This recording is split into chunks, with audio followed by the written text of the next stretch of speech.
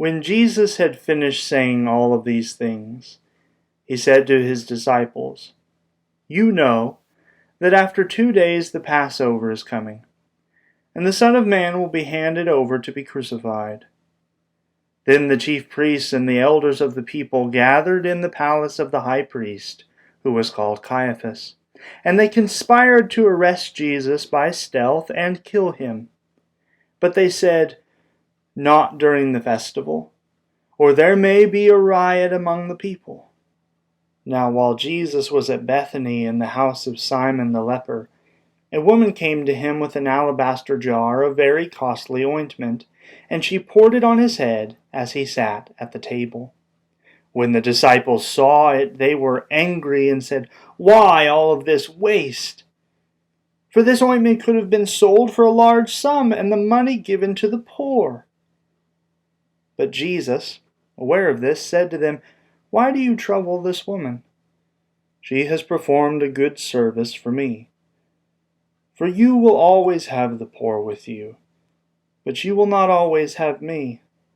By pouring this ointment on my body, she has prepared me for burial. Truly I tell you, wherever this good news is proclaimed in the whole world, what she has done will be told in remembrance of her." Then one of the 12, who was called Judas Iscariot, went to the chief priests and said, "What would you give me if I betrayed him to you?" They paid him 30 pieces of silver. And from that moment on he began to look for an opportunity to betray Jesus. On the first day of unleavened bread, the disciples came to Jesus, saying, "Where do you want us to make the preparations for you to eat the Passover?" He said to them, "Go into the city to a certain man and say to him, 'The teacher says, my time is near. I will keep the Passover at your house with my disciples.'" So the disciples did as Jesus had directed them, and they prepared the Passover meal. When it was evening, he took his place with the 12. And while they were eating, he said, "Truly I tell you, one of you will betray me." At this they became very distressed and began to say to him, one after the other, "Surely not I, Lord."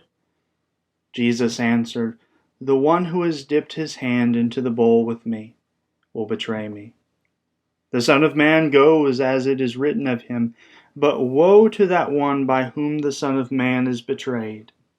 It would have been better for that one not to have been born." Judas, who betrayed him, said, "Surely not I, Rabbi." Jesus replied, "You have said so." While they were eating, Jesus took a loaf of bread, and after blessing it, he broke it, gave it to his disciples, and said, "Take, eat. This is my body." Then he took a cup, and after giving thanks, he gave it to them, saying, "Drink from it, all of you, for this is my blood of the covenant, which is poured out for many for the forgiveness of sins. I tell you, I will never drink of this fruit of the vine again until that day when I drink it new with you in my Father's kingdom." When they had sung the hymn, they went out to the Mount of Olives. Then Jesus said to them, "You will all become deserters because of me this night. For it is written, I will strike the shepherd, and the sheep of my flock will be scattered. But after I am raised up, I will go ahead of you to Galilee." At this, Peter spoke up, "Though all become deserters because of you, I will never desert you."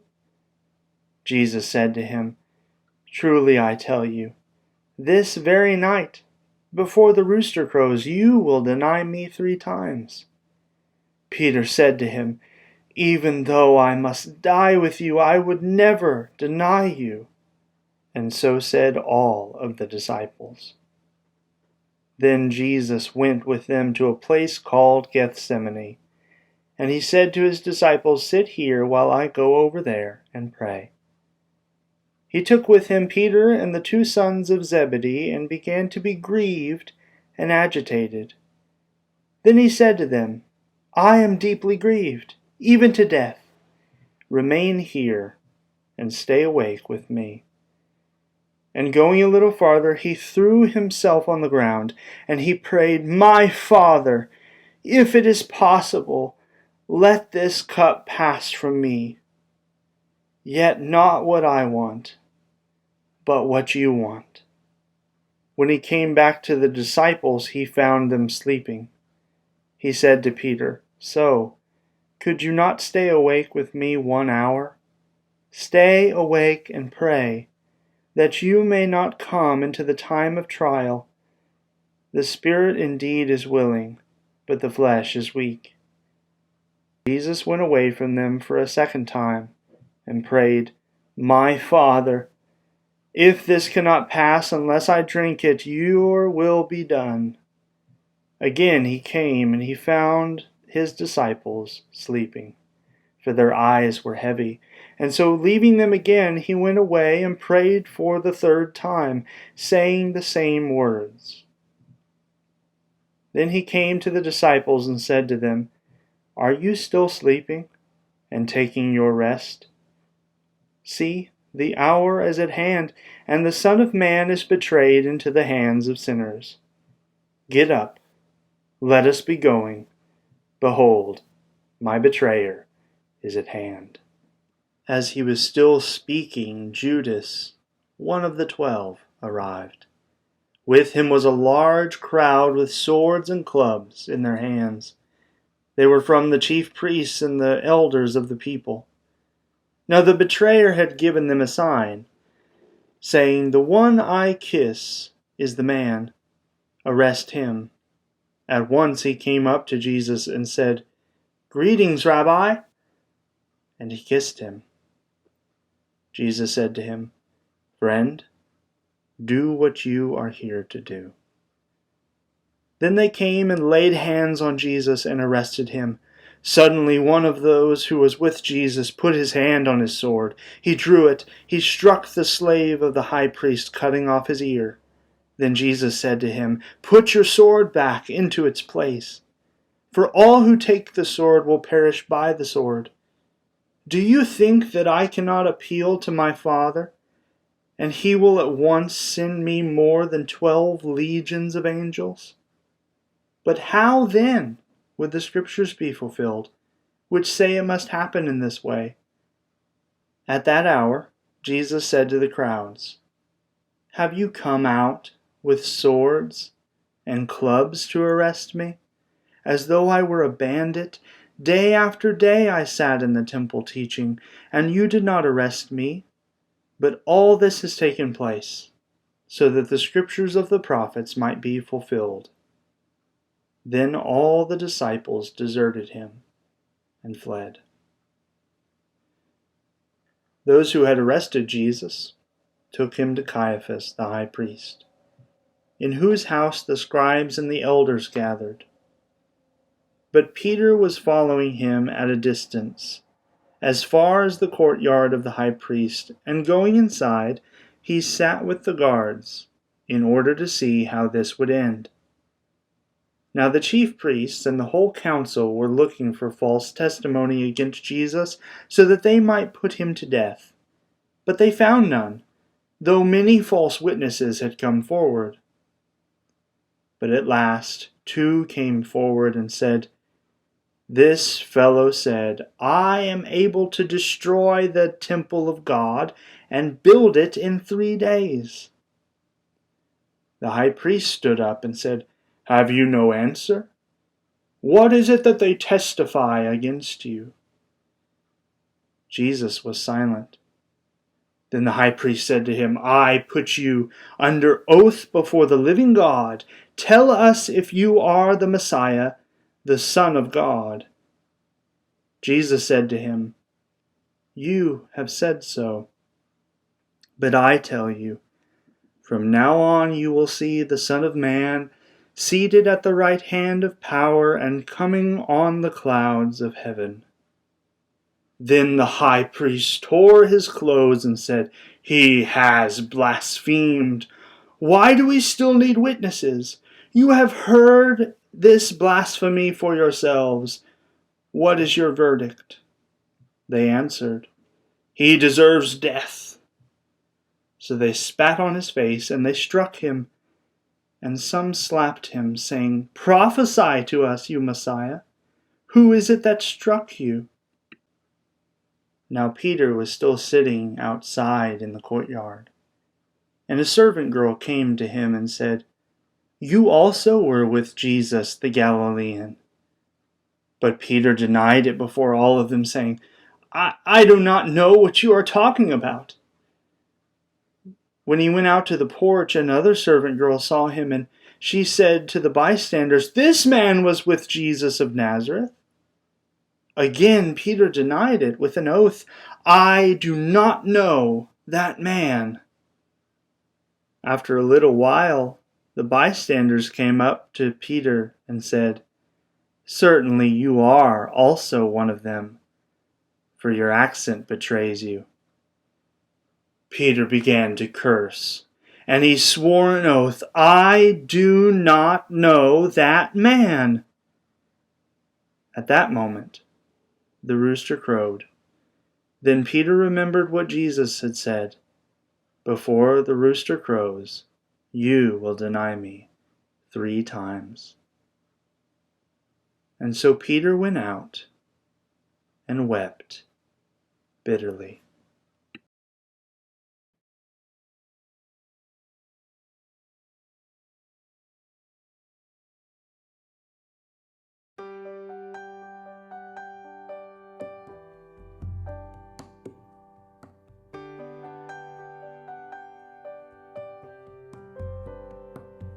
How deep the Father's love for us, how vast beyond all measure, that He should give His only Son and make a wretch His treasure.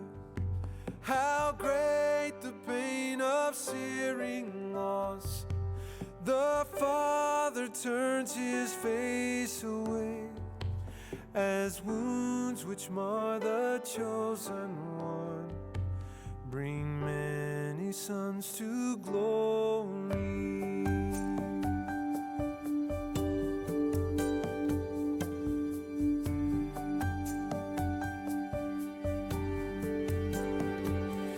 Behold the man upon the cross, my sin upon His shoulders.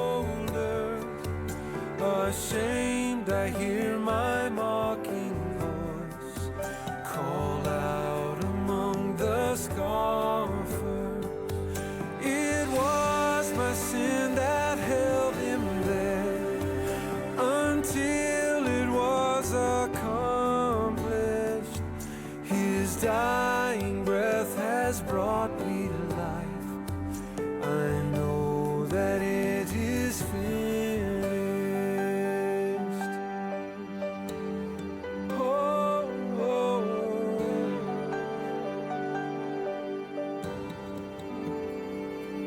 I will not boast in anything, no gifts, no power, no wisdom, but I will boast in Jesus Christ, His death and resurrection. Why should I gain from His reward? I cannot give an answer. But this I know with all my heart, His wounds have paid my ransom.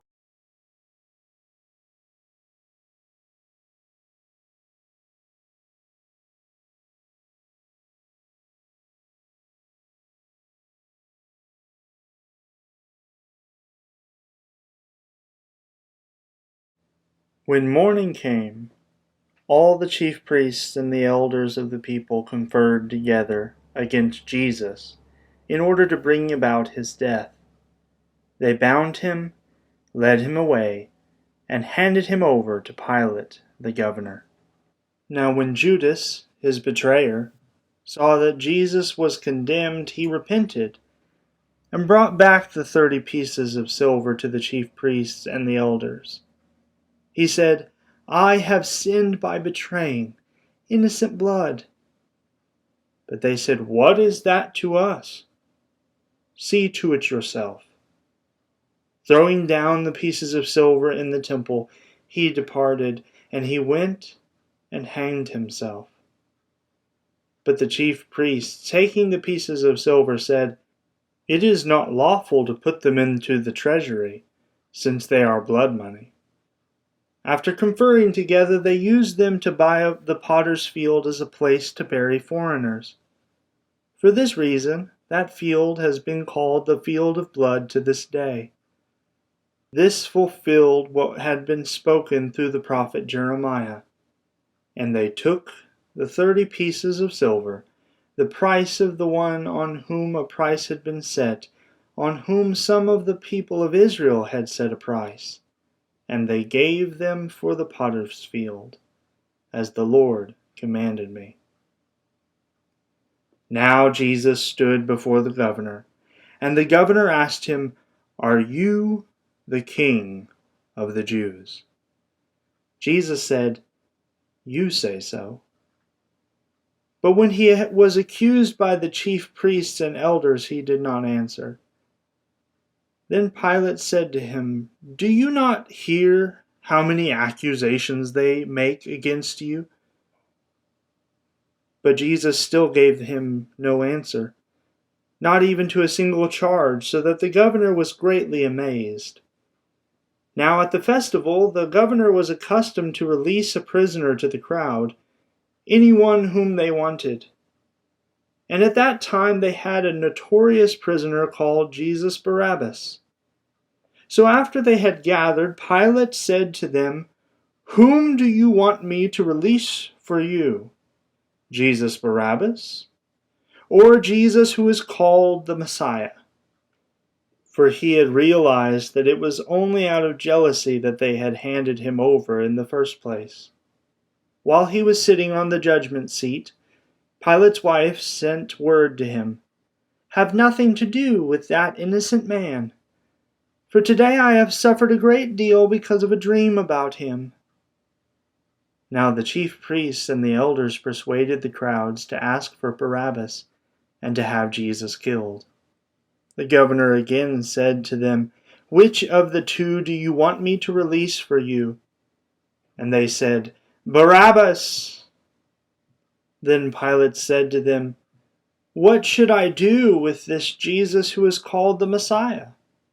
All of them said, "Let him be crucified." Then he asked, "Why? What evil has he done?" But they shouted all the more, "Crucify him! Crucify him!" So when Pilate saw that he could do nothing, but rather that a riot was beginning, he took some water and he washed his hands before the crowd, saying, "I am innocent of this man's blood. See to it yourselves." Then the people as a whole answered, "His blood be on us and all of our children." So he released Barabbas for them, and after flogging Jesus, he handed him over to be crucified. Then the soldiers of the governor took Jesus into the governor's headquarters, and they gathered the whole cohort around him. They stripped him and put a scarlet robe on him, and after twisting some thorns into a crown, they put it on his head. They put a reed in his right hand, and knelt before him and mocked him, saying, "Hail, King of the Jews!" They spat on him, and took the reed and struck him on the head. After mocking him, they stripped him of the robe, and put his own clothes on him. Then they led him away to crucify him. As they went out, they came upon a man from Cyrene named Simon. They compelled this man to carry Jesus' cross. And when they came to a place called Golgotha, which means place of the skull, they offered him wine to drink, mixed with gall. But when he tasted it, he would not drink it. And when they crucified him, they divided his clothes among themselves by casting lots. Then they sat down there and kept watch over him. Over his head they put the charge against him, which read, "This is Jesus, the King of the Jews." Then 2 bandits were crucified with him, one on his right and one on his left. Those who passed by him derided him, shaking their heads and saying, "You who would destroy the temple and build it in 3 days, save yourself. If you are the Son of God, come down from that cross." In the same way, the chief priests also, along with the scribes and elders, were mocking Jesus, saying, "He saved others, didn't he? He cannot save himself. He is the King of Israel. Let him come down from the cross now, and we will believe in him. He trusts in God. Let God deliver him now, that is, if God wants to. For he said, 'I am God's son.'" The bandits who were crucified with him also taunted him in the same way. From noon on, darkness came over the whole land until 3 in the afternoon. And about 3 o'clock Jesus cried out with a loud voice, "Eli, Eli, lema sabachthani?" That is, my God, why have you forsaken me?" When some of the bystanders heard it, they said, "This man, he is calling for Elijah." At once they ran and got a sponge and filled it with sour wine. They put it on a stick and they gave it to him to drink. But the others said, "Wait, let us see whether Elijah will come to save him." Then Jesus cried aloud with a loud voice and breathed his last. At that moment, the curtain of the temple was torn in 2 from top to bottom. The earth shook, and the rocks were split. The tombs were also opened, and many bodies of the saints who had fallen asleep were raised. After his resurrection, they came out of the tombs and entered the holy city and appeared to many. Now when the centurion and those with him who were keeping watch over Jesus saw the earthquake and what took place, they were terrified and said, "Truly this man was God's Son." Many women were also there, looking on from a distance. They had followed Jesus from Galilee and had provided for him. Among them were Mary Magdalene, and Mary the mother of James and Joseph, and the mother of the sons of Zebedee.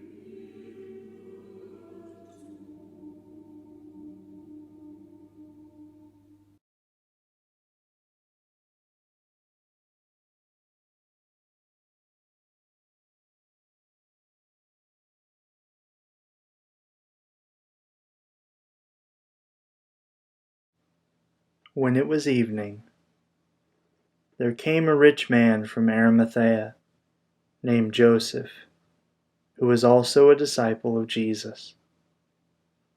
He went to Pilate and asked for the body of Jesus. Then Pilate ordered it to be given to him.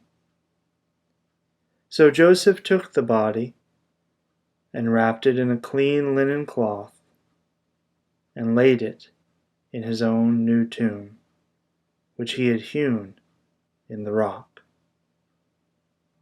He then rolled a great stone to the door of the tomb and went away.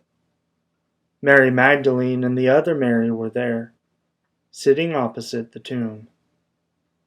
The next day, that is, after the day of preparation, the chief priests and the Pharisees gathered before Pilate and said, "Sir, we remember what that impostor said while he was still alive.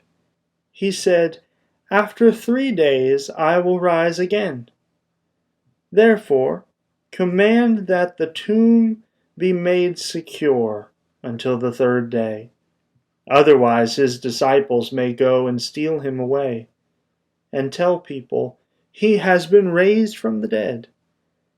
And that last deception would be worse than the first." Pilate said to them, "You have a guard of soldiers. Go, make it as secure as you can." So they went with the guard and made the tomb secure by sealing the stone.